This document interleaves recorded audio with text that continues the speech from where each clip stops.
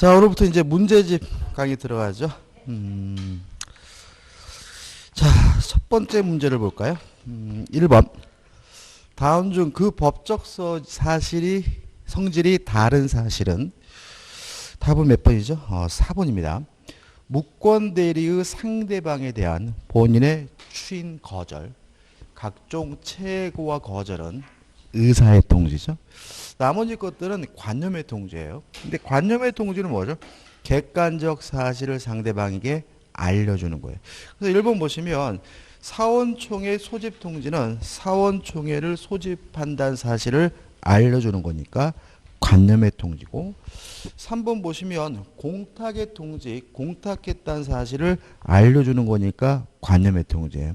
근데 문제는 뭐냐면 2번과 5번이에요. 왜냐하면 우리가 보통 승낙, 승인은 뭐로 이해하냐면 의사표시로 이해하거든요.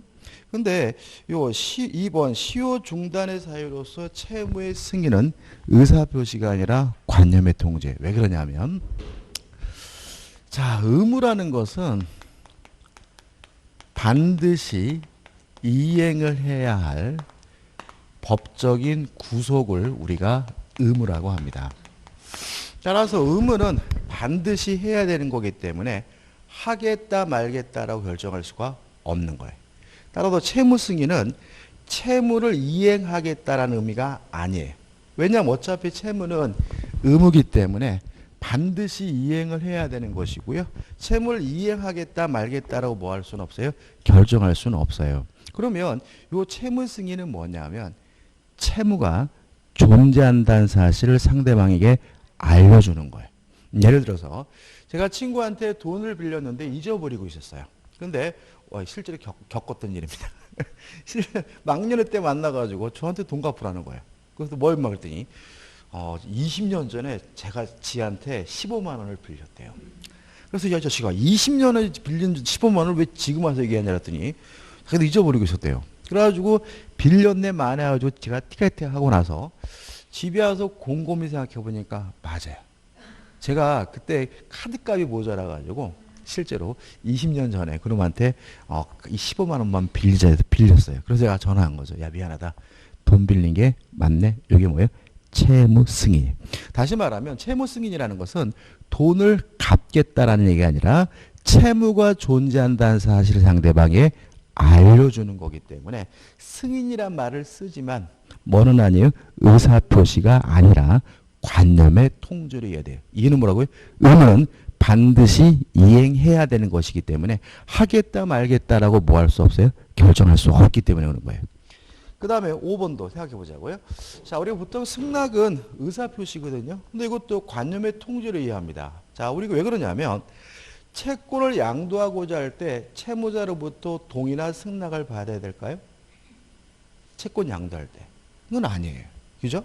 그럼 생각해 보자고요. 을이 갑에게 1억을 빌려줘서 1억을 받을 뭐가 있어요? 채권이 있는데 이 채권을 병에게 양도하려고 해요. 그러면 채무자로부터 동의나 승낙을 받을 필요가 없는데 문제는 요 을과 병 지들끼리만 양도하면 갑은 여전히 을이 채권자라고 알고요. 을에게 돈을 갚을 의무가 있어요. 그래서 채권을 양도했다는 사실을 을이 갑에게 뭘 해줘야 되냐면 통지를 해줘야 돼요. 따라서 채권 양도의 통지도 양도했다는 사실을 알려주는 거니까 양도의 통지도 의사표시가 아니라 뭐예요? 관념의 통지인 거예요. 그 다음에 갑은 뭐 할 수 없다고요? 거부할 수가 없는 거예요. 거부할 수 없기 때문에 통지받았다는 사실을 병에게 알려주게 되는데 이거 우리가 채권 양도의 승낙이라고 해요. 그러니까 일종의 이게 승낙이라고 하지만 실제로는 뭐예요? 통지받았다는 사실을 알려주는 것에 불과하기 때문에 승낙이라고 쓰지만 의사표시가 아니라 뭐예요? 관념의 통지. 그래서 이 채무 승인과 채권 양도의 승낙은 의사표시가 아니라 뭐라고요? 관념의 통지라는 건 좀 주의하셔야 돼요. 그다음 2번 법률 사실과 법률 요건에 관한 설명으로 틀린 거죠. 1번 임대차 계약은 청약과 승낙이라는 의사표시 합치로 성립하는 법률 요건이죠. 그래서 우리가 계약은 법률 요건이고 그 안에 있는 청약과 승낙이 뭐가 되죠? 법률 사실이 되는 거죠. 2번 어떤 사정을 알지 못한다는 의미에서 선의도 법률 사실이다. 물론 맞겠죠. 다 뭐예요? 법률 사실입니다. 법률 사실이 아닌 게 없는 거예요. 3번 시간의 경과는 사람의 정신장애 의하지 않는 법률 사실이고 이걸 우리가 뭐라 그러죠? 사건이라고 하죠. 그래서 사건은 시간의 경과처럼 사람의 정신작용이 개입될 수 없는 법률 사실을 우리가 사건이라고 하고요. 따라서 3번도 맞는 거죠. 4번 무권 대리행위의 추인 여부에 관한 상대방의 최고는 의사의 통지다. 각종 최고와 거절은 뭐죠? 의사의 통지죠. 자, 근데 좀 생각해 볼 게 있어요. 뭐냐면 준법률행위 개념인 거죠.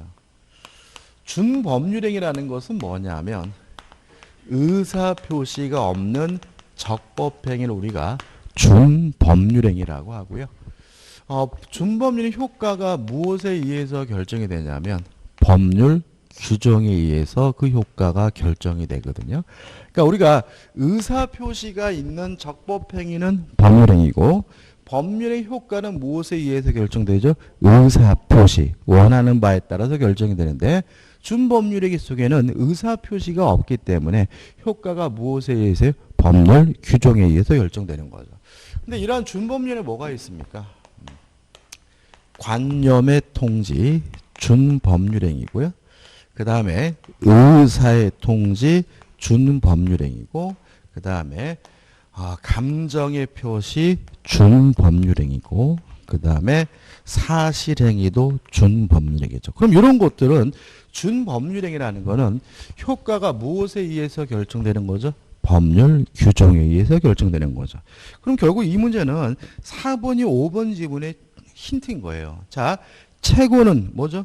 의사의 통지고 최고는 뭡니까? 준법률행위니까 효과가 무엇에 의해서 결정이 돼야 되죠? 법률 규정에 의해서 결정이 돼야 되는 거죠. 따라서 5번 보시면 민법 제552조에 따라 상대방이 최고했음에도 해제권자의 통지가 없기 때문에 해제권이 소멸하는 효과는 다시 말하면 최고의 효과는 당사자 의사에 근거한다. X.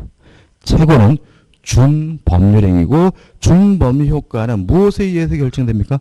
법률 규정에 의해서 결정됩니다. 3번이죠. 서로 연결된 내용이 맞지 않는 것은 1번 원시취득, 맨 처음으로 갖는다는 얘기죠. 선의취득이냐 유심을 습득하는 소유권 취득은 소유권, 권리를 넘겨받는 것이 아니라 민법 규정에 의해서 소유권이 주어지는 거기 때문에 원시취득으로 이해되고요. 2번 포괄승계, 상속은 맞죠? 사인증여는 아니죠. 그러니까 사인증여라는 것은 사망을 원인이라는 증여고 이건 뭐죠? 특정승계 일종인 거죠. 답은 뭐죠? 2번이네. 3번 매매 특정승계고요. 4번 지상권이나 저당권을 설정하는 것은 설정적 승계고 5번 내용의 변경은 그 안에 뭐가 있습니까? 질적 변경과 양적 변경이 있는데 물건의 증감은이나 소유권 위에 제한 물건을 설정해 주는 것은 양적 변경이기 때문에 내용의 변경이 일종이고 따라서 맞는 질문이죠. 답은 2번입니다. 이 5번은 좀 이따 또 설명드릴게요. 4번 권리 변동의 원인과 그 성질이 올바르게 연결된 것은요. 이거 좀 잘 어려워하시는 분이 많은데 죄송합니다. 다시요.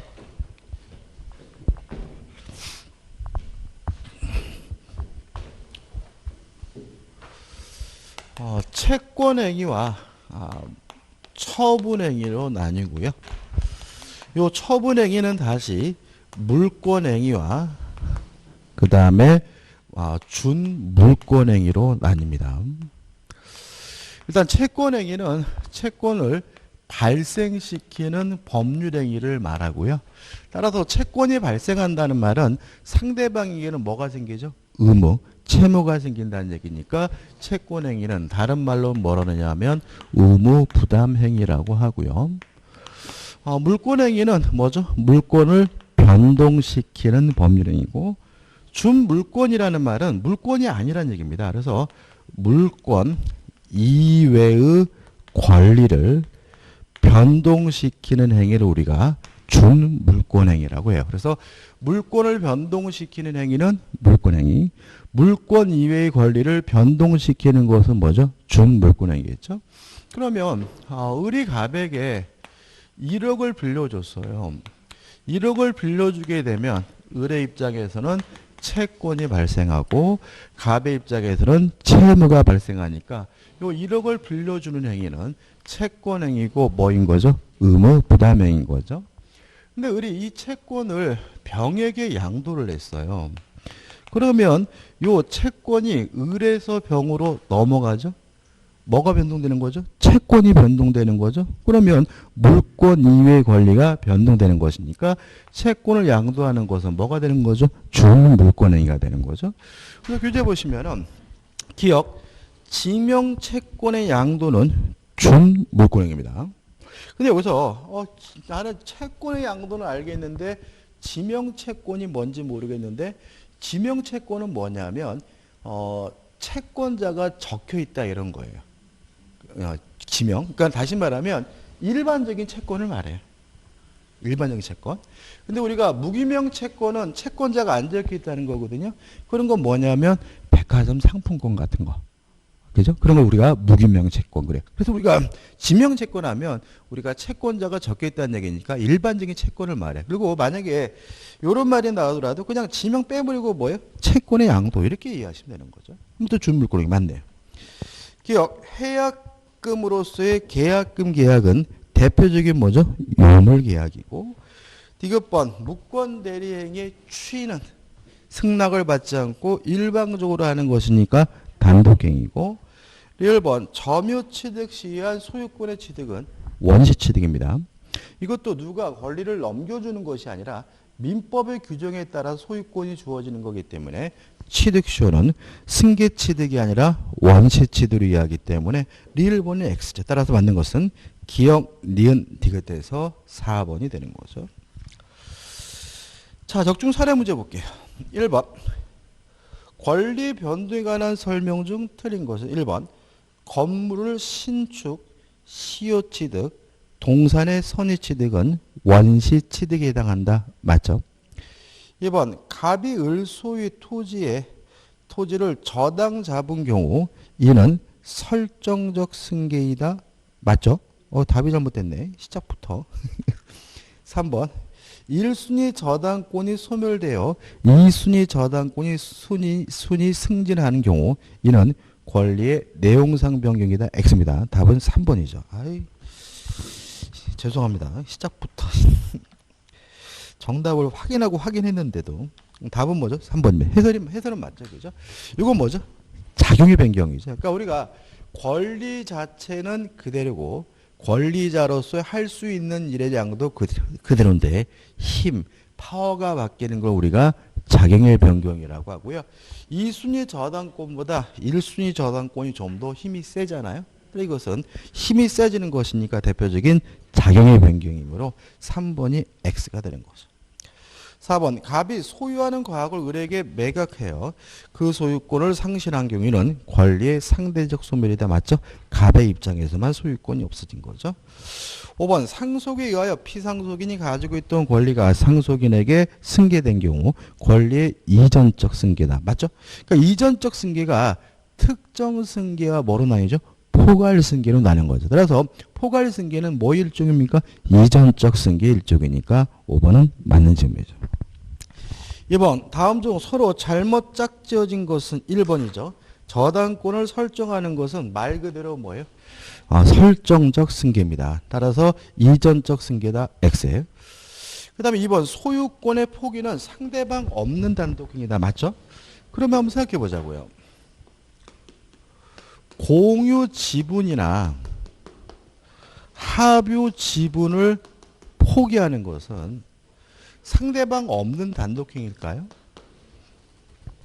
소유권을 포기하는 것은 상대방 없는 단독행위 맞아요. 그래서 우리 판례는 공유 지분이나 합유 지분을 포기하는 것은 상대방 있는 단독행위로 이해하고 있다는 거 주의하시기 바랍니다.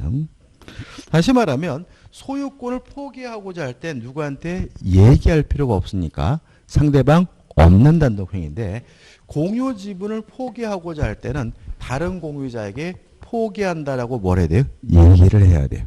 합유 지분을 포기하는 것도 합유 지분을 포기한다는 사실을 다른 합유자에게 뭐예요?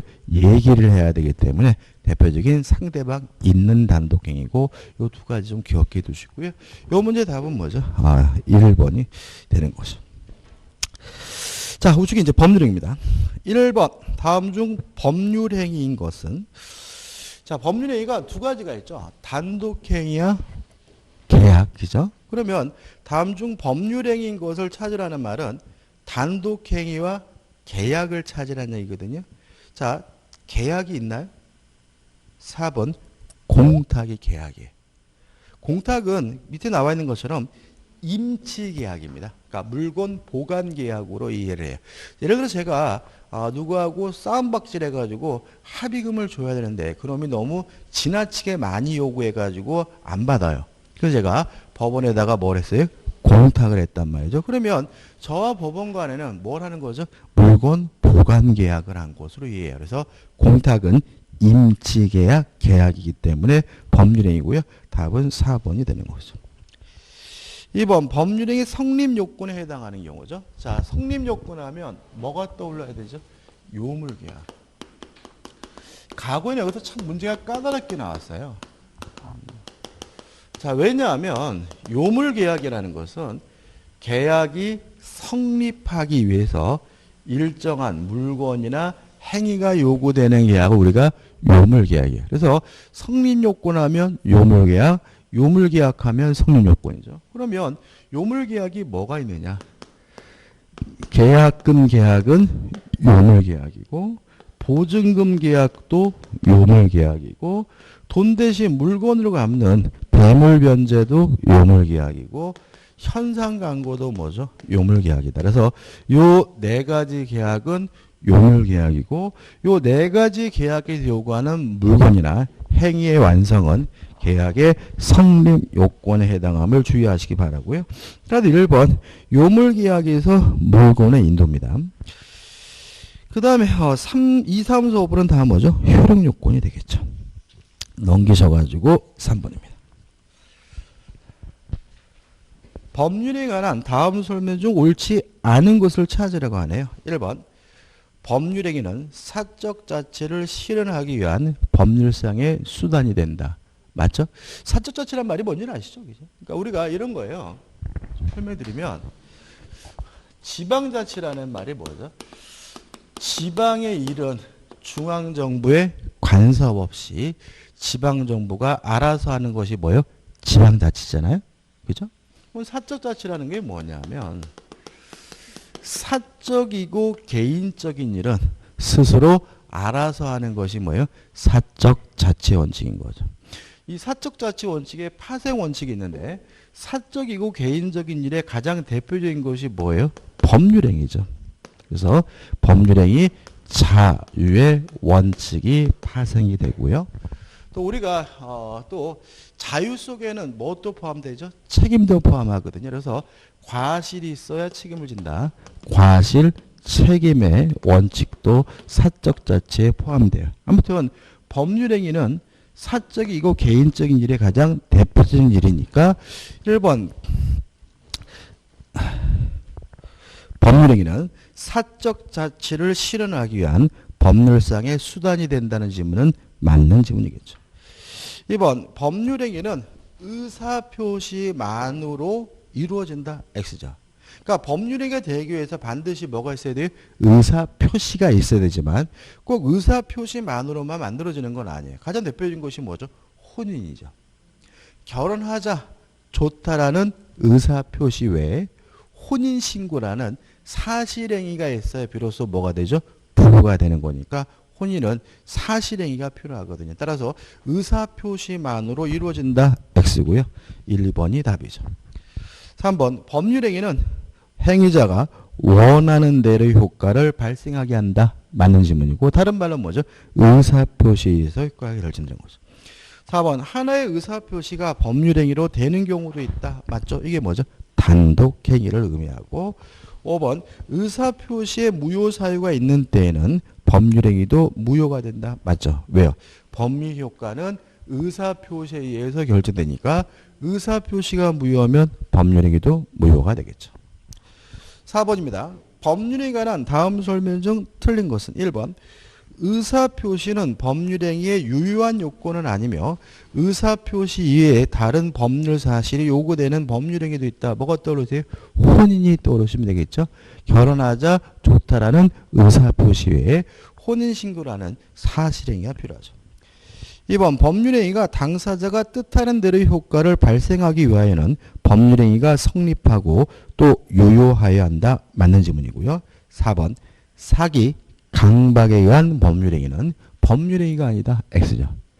법률행위이긴 한데 취소할 수 있는 법률행위인 거죠. 답은 3번이죠.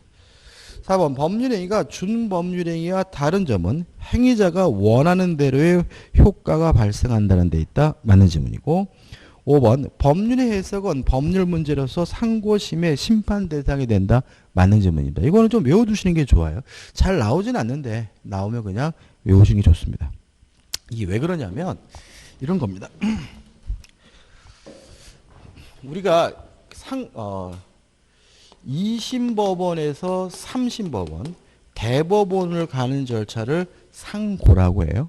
상고라고. 그러니까 우리가 항고했다 그러면 1심에서 2심, 항자 들어가면 상고가 들어가면 대법원으로 가는 3심인데 요 대법원이 문제가 뭐냐면 대법원은 사실심을 하지 않아요. 대법원은 뭐만 하냐면 법률심만 합니다. 그래서 대법원은 원칙적으로 증인 불러놓고 뭐 이렇게 증인신문 같은 거 하지 않습니다. 근데 문제는 뭐냐면 만약에 법률행위 해석을 사실 문제로 보게 되면 대법원에서 재판을 받을 수가 없어요. 왜냐하면 대법원은 사실심을 하지 않고 법률심만 하니까요. 그래서 우리 통솔과 판례는 법률의 해석은 사실 문제가 아니라 뭐죠? 법률 문제로 보고요. 따라서 법률심만 하는 대법원에서 재판을 받을 수 있다. 상고심의 심판이 대상이 된다는 것이 우리 통솔과 판례 입장이니까 맞는 질문이죠. 5번 다음 중 단독행위에 관한 일반적인 설명으로 맞지 않는 것은 1번 단독행위란 승낙을 받지 않고 일방적으로 하는 법률이기 때문에 원칙적으로 조건이나 기한을 붙일 수가 없으므로 일반적으로 조건과 친하지 않는 법률행위다. 맞는 지문이죠.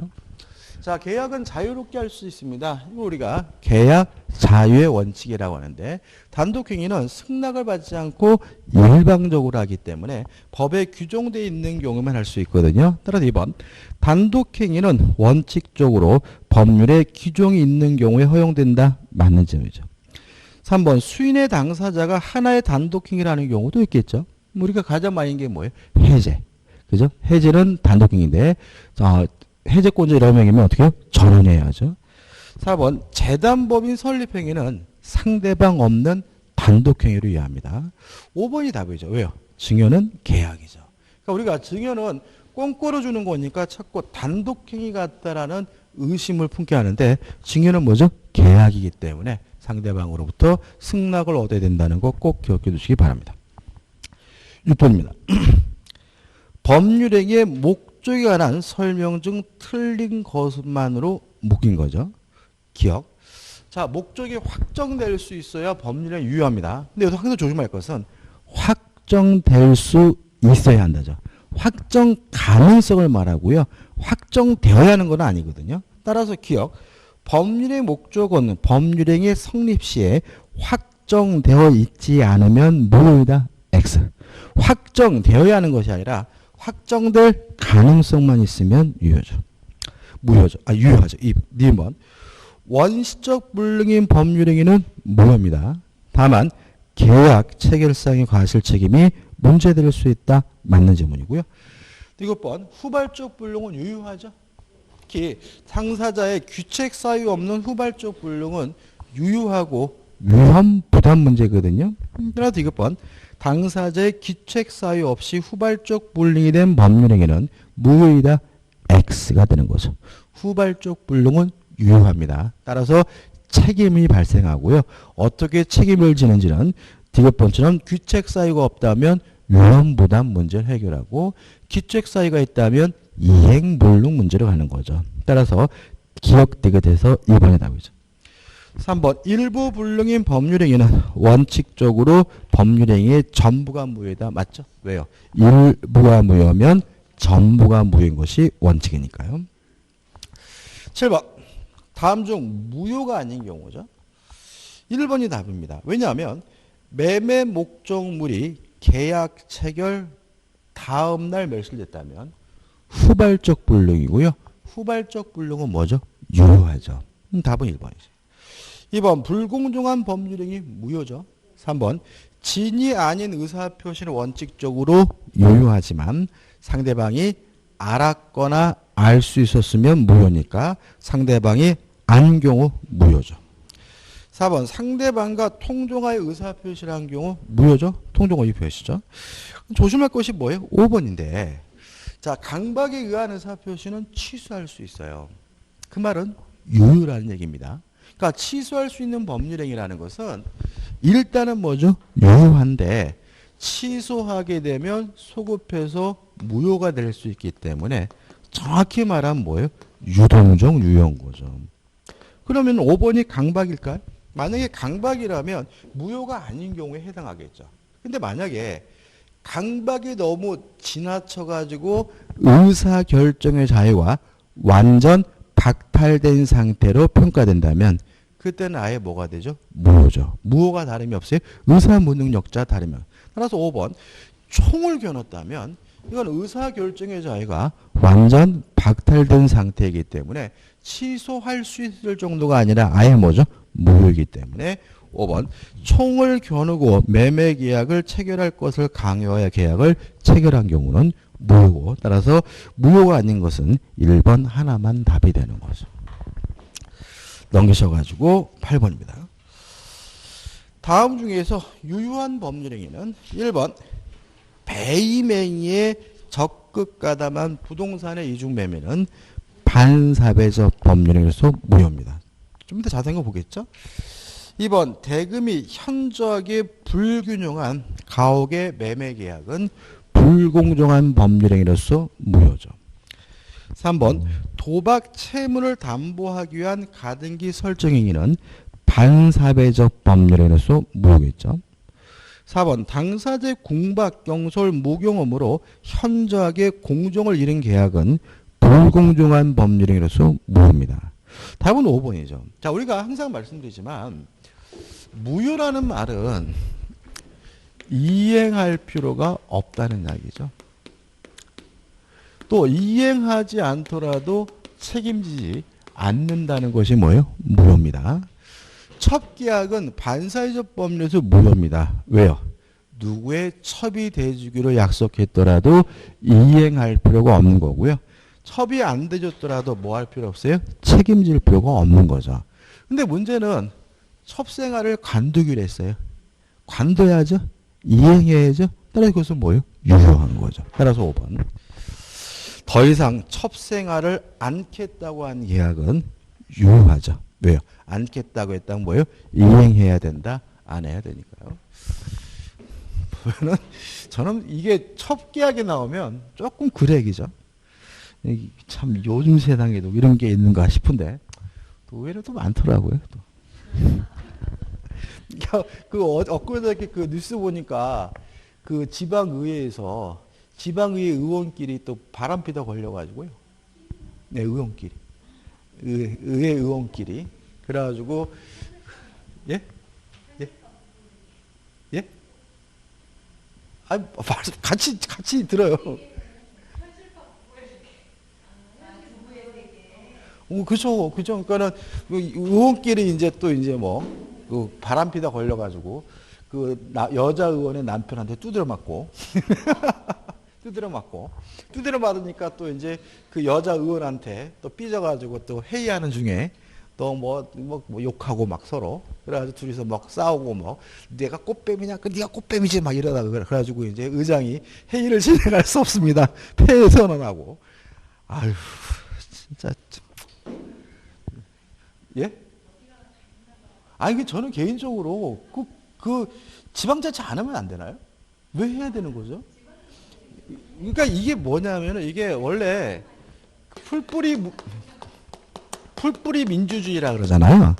이게 왜 그러냐면 민주주의의 시작이라는 얘기거든요. 그러니까 유럽은 지방자치가 시작이 되고 그거로 인해서 뭐죠? 중앙정부까지 민주주의가 되는 뭐예요? 그러니까 지방자치부터 시작이 된 거예요. 걔네들은. 그러니까는 걔네들은 국가는 왕정이었지만 일단 어디부터요? 지방부터 민주화가 돼가지고 자치가 됐고 그러다가 이제 뭘까요? 중앙정부까지 이제 민주화됐기 때문에 풀뿌리 민주주의라는 거잖아요. 근데 우리는 그런 거 아니잖아.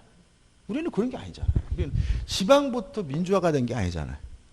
어디부터요? 중앙부터 민주화가 된 다음에 아래식으로 니들도 민주화하라 이런 식이니까 걔네하고 전혀 개념이 다르죠. 그러니까 우리가 저는 안 했으면 좋겠어요 이거. 저는 그냥 하고 싶다면 이게 뭐죠? 이렇게 크게 뭐 경상북도, 경상남도, 서울시 뭐 이렇게 이것만 하고 나머지 기초의회 이런 거 좀 싹 없애버리면 좋겠고 뭐 하라고 월급 주고 그러는지 잘 모르겠고요. 지나다니면서 이렇게 예? 아니 세금 낭비죠. 솔직히 여러분들 지방선거할 때 인물 댐댐이 보세요. 몰라 그냥 저는 솔직히 말씀드리면 잘생긴 사람 찍어 그냥. 진짜로 이게 봐야 그 사람이 뭐 예를 들어 가지고 뭐 구회 의원 돼 가지고 그분이 할 수 있는 게 뭐가 있어요. 근데 그 뭐 딱 보면 이게 보잖아요. 그러면 지가 대통령 선거 나온 줄 알아. 뭐든지 다 하겠다 그러잖아요. 그냥 지방의회 선거도. 그러니까 이게 의미가 없는 거잖아. 뭐 예를 들어 가지고 그냥 뭐 앞에 뭐 버스 정거장에다가 에어컨 설치하겠다. 이 정도는 모르겠는데 그게 아니라 뭐 그냥 뭐 세종시를 뭐 서울 뭐 이렇게 나가니까 안 했으면 좋겠어. 뭐가 되긴 하죠? 뭐가 이해 안 돼? 공약 같은 게? 이해 안 되지 뭐. 다 그러니까는 그냥 뭐 대부분 분들이 아마 당으로 찍거나 그죠? 저는 그냥 당도 안 봐요 그냥 잘생긴 사람, 이쁜 분.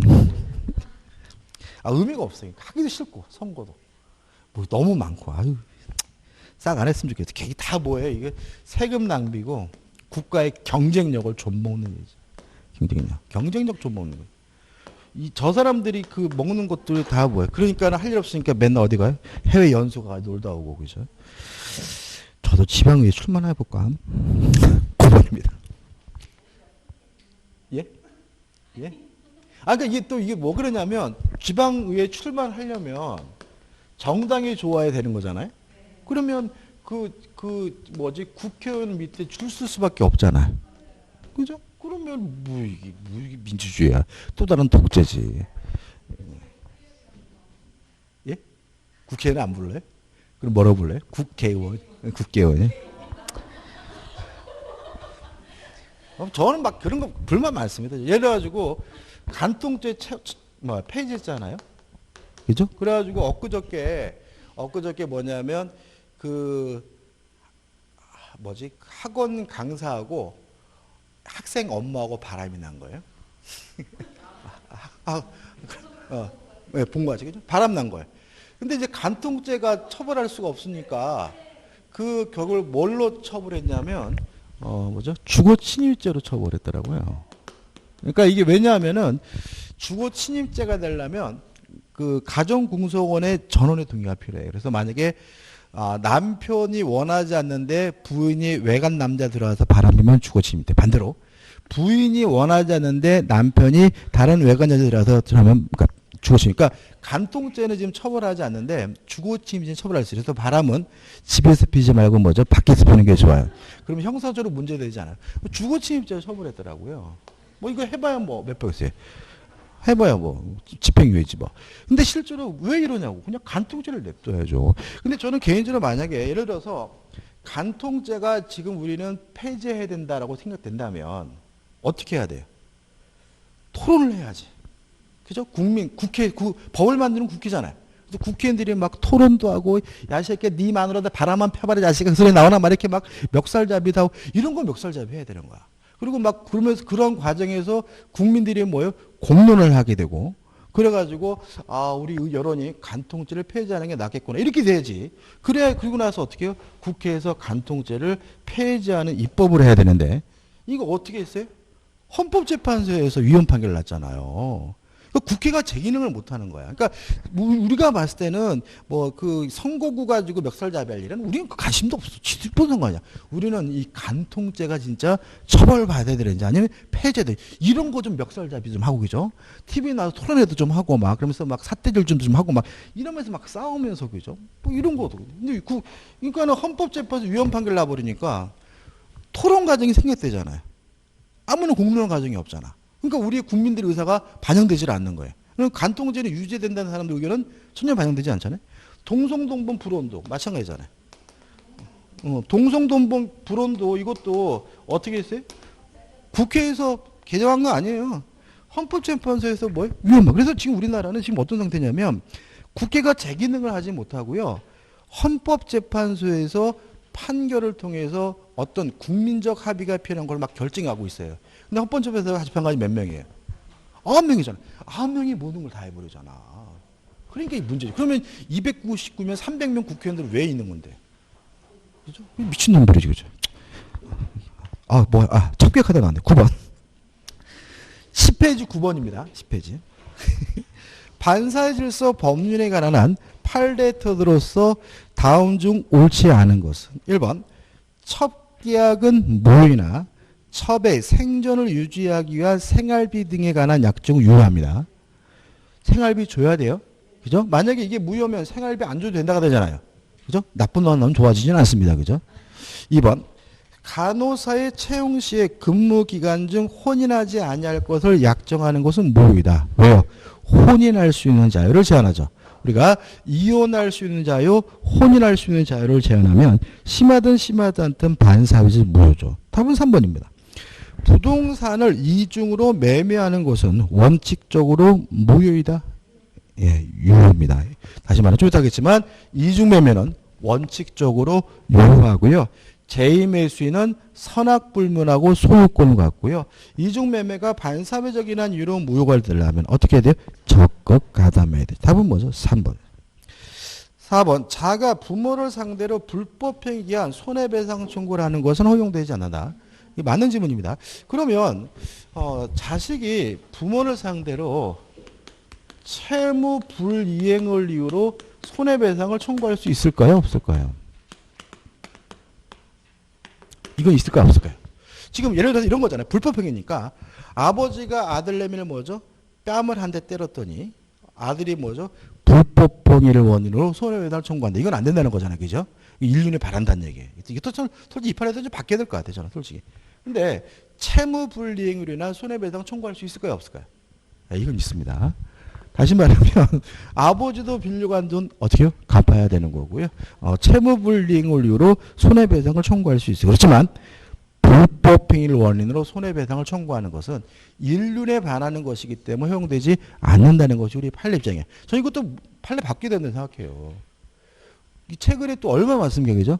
아버지, 엄마가 애를 뭐죠? 유기하고 그럼 그 아이들은 뭐 아버지 엄마를 상대로 불법행위로 원인으로 뭘요? 손해배상을 청구할 수 없다는 얘기잖아요.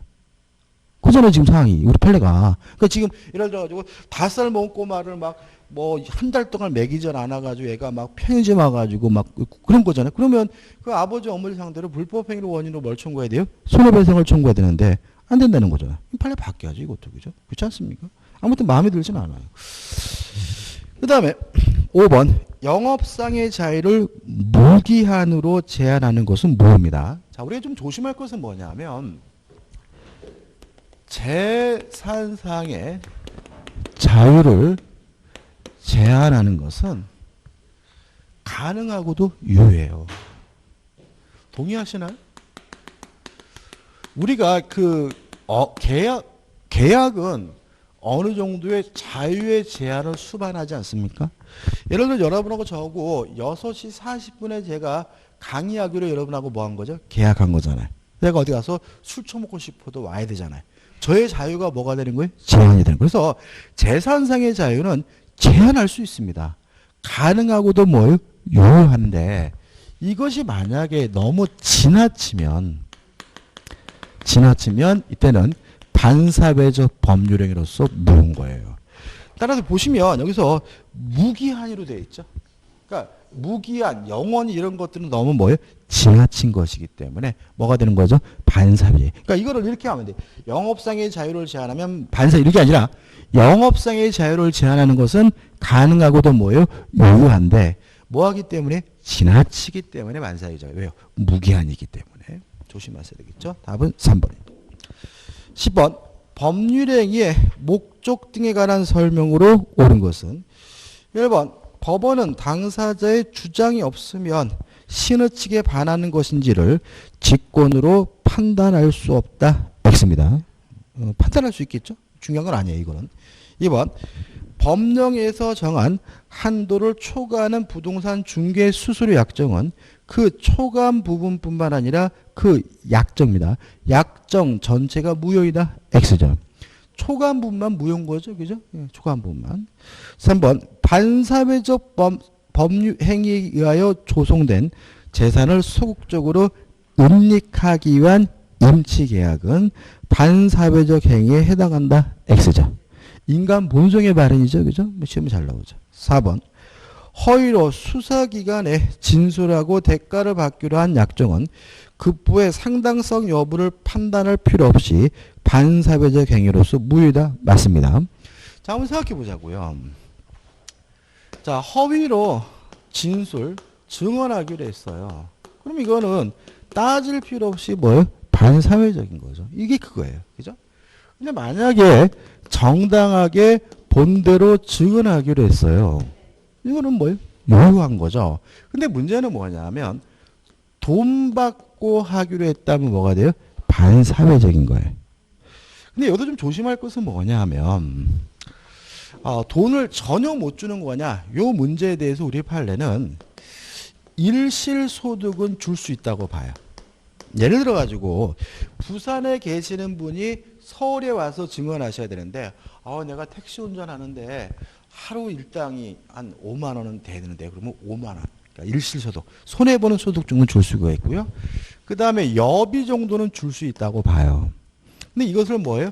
초과해서 주기로 했다면 이때는 반사회적. 그래서 우리가 정당하게 증언하기로 한 경우에도 급부가 뭐예요? 초과됐다 상당하지 않으면 이때는 뭐가 돼요? 반사회적인 거죠. 그래서 만약에 정당하게 수사기관에 진술하고 대가를 받기로 했다면 요 주기로 한 돈이 뭐예요? 상당한가 아닌가에 따라서 반사회적인지 아닌지 여부가 뭐가 되겠어요? 달라지겠지만 허위로 증언하기로 했다면 따질 필요 없이 뭐예요?